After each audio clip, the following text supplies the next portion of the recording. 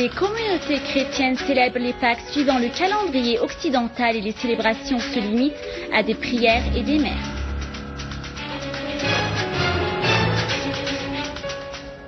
Le pape du Vatican Francis I appelle à l'instauration de la paix et à parvenir à une solution politique à la crise en Syrie.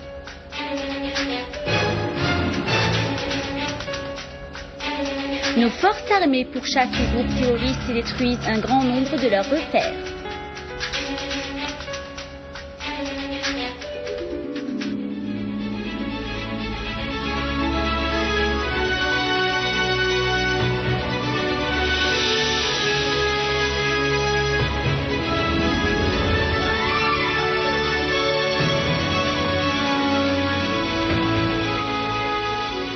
Mesdames et messieurs, bonsoir. Les communautés chrétiennes en Syrie, suivant le calendrier occidental, ont célébré aujourd'hui les Pâques, fête de la résurrection de Jésus-Christ, messager de l'amour et de la paix.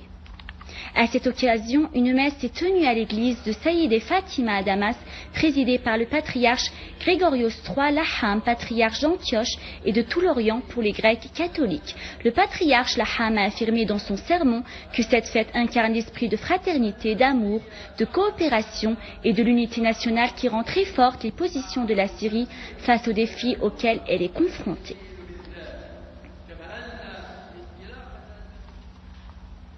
À Bethléem, ville natale du Christ, les Palestiniens ont célébré aujourd'hui les Pâques selon le calendrier occidental et ceci en dépit de l'occupation israélienne. Le patriarche Fouad Tawal, patriarche latin de Jérusalem et de toute la Terre sainte, a passé en revue la conjoncture sociopolitique des Palestiniens en décrivant les conditions difficiles de leur vie sous l'occupation israélienne qui s'empare de notre terre et la confisque progressivement. Il a ajouté que le peuple palestinien à Gaza vit toujours sous un blocus israélien injuste. Ont participé aux prières des Pâques à Bethléem des milliers de Palestiniens et de fidèles venus de l'étranger des divers pays du monde entier. Le pape François Ier a appelé à la paix et à une solution politique à la crise en Syrie. À l'occasion des fêtes de Pâques, le pape a noté d'urgence la coexistence pacifique entre les religions en disant que toutes les religions pourraient faire plus d'efforts pour les pauvres et les marginalisés. Il a ajouté « C'est important de ne pas être dominé par une pensée qui réduit les êtres humains à de simples consommateurs ».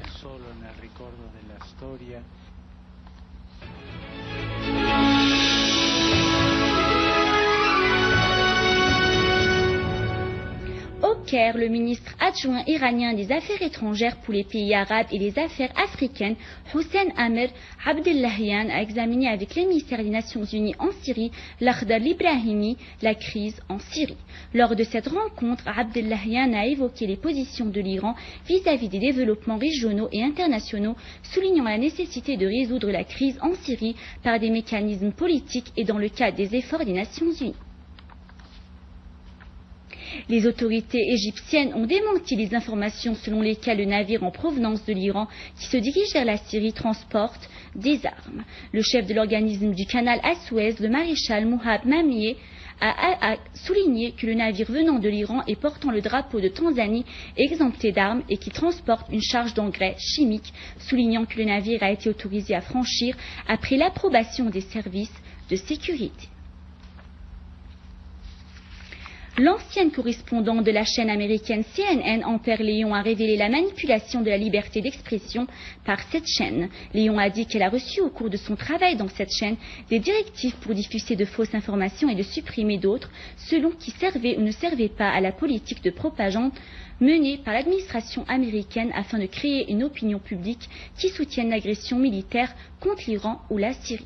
Un des principaux sites web d'information en Slovaquie a diffusé des révélations faites par Léon qui a affirmé que la chaîne américaine CNN a manipulé l'opinion publique par la diffusion des informations sélectives ou entièrement fabriquées, ajoutant que la CNN reçoit des fonds du gouvernement américain et des gouvernements étrangers selon le contenu politique des informations diffusées. Léon a exprimé ses craintes envers la disparition des journalistes indépendants qui deviennent encombrants pour ces gouvernements car il est possible de leur adresser à tout moment des accusations de terrorisme et donc les arrêter.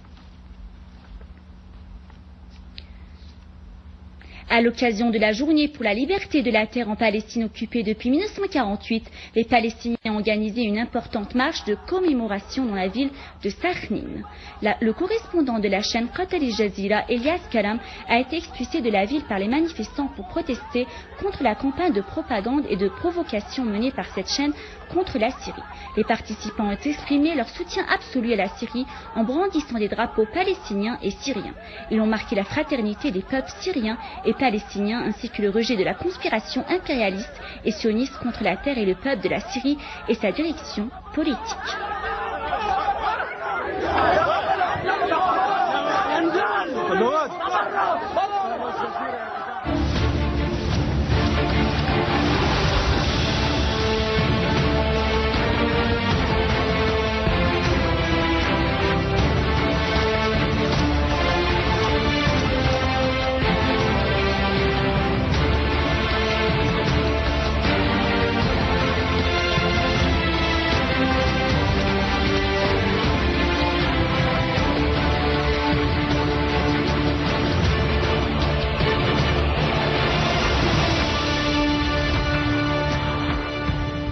Des unités de nos forces armées ont détruit des repères des groupes terroristes et nombre de leurs regroupements dans une série d'opérations à Jobal et dans les fermes de Douma, Adra et Al-Utayba. À Jobal, des unités de l'armée se sont accrochées avec des groupes terroristes près de la salle sportive, tuant nombre de terroristes, et à l'ouest et au nord du quartier, faisant nombre de tués et blessés parmi les terroristes. Dans les fermes de Douma, une unité de nos forces armées a détruit un repère d'un groupe terroriste, y compris leurs armes et leurs munitions. À Adra, une unité de nos forces armées a liquidé 2 chefs des groupes terroristes et a détruit un repère des terroristes dans la localité de Utayba, tuant grand nombre d'eux. À Damas, les habitants de Daraya ont suspecté des activités terroristes dans leur quartier. L'enquête a permis de terminer le lieu indiqué qui s'est révélé être un repère des terroristes et un entrepôt d'armes où les forces spéciales de l'armée arabe syrienne ont découvert des munitions, des bombes artisanales.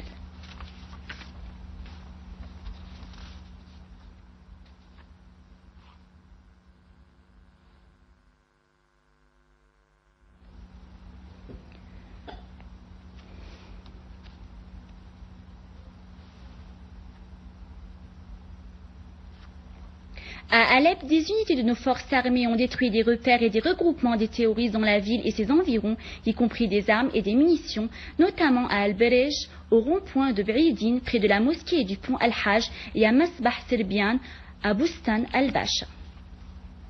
Des unités des forces armées ont ciblé des regroupements des terroristes dans le village de Kissin à Al-Hula, détruisant nombre de leurs véhicules utilisés dans les opérations terroristes dans le village de Taldo, à la banlieue de Homs.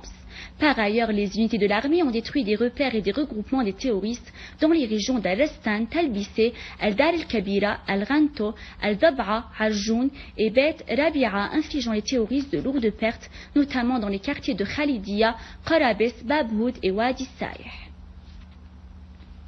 Dans la banlieue d'Idlib, une unité de nos forces armées a visé un repère d'un groupe terroriste armé à Ma'aret Norman, tuant nombre de terroristes et détruisant 4 voitures dotées de mitrailleuses. Toujours à Idlib, une unité de l'armée a tendu une embuscade au groupe terroriste sur la route Idlib-Selmin, faisant nombre de tués et blessés parmi les terroristes, dont la plupart de nationalité non syrienne.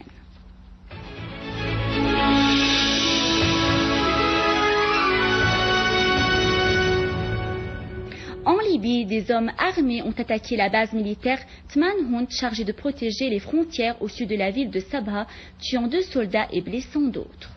D'un autre côté, l'explosion d'un engin explosif dans le bâtiment du tribunal de la première instance dans la ville de Derna à l'est du pays a causé de grandes pertes dans les meubles sans faire de victimes. Ces incidents interviennent à la suite du chaos et de l'insécurité qui règne dans le pays depuis l'agression de l'OTAN contre la Libye il y a 2 ans. La marine russe a terminé ses manœuvres en mer Noire. Le ministère russe de la Défense a affirmé que des navires de débarquement ont exécuté de grandes opérations sur les côtés de la mer Noire, secondés par des chasseurs bombardiers type Su-24. Les bâtiments de la marine qui ont participé à ces manœuvres sont de retour à leur base, a conclu le ministère.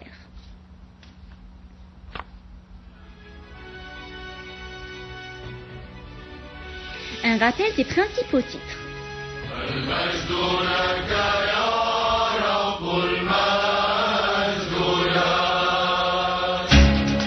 Les communautés chrétiennes suivant le calendrier occidental célèbrent les Pâques suivant le calendrier occidental et les célébrations se limitent à des prières et des messes.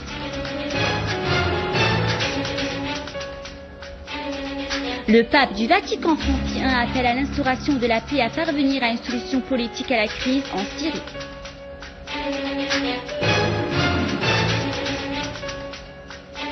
Nos forces armées pourchassent les groupes terroristes et détruisent grand nombre de leurs repères.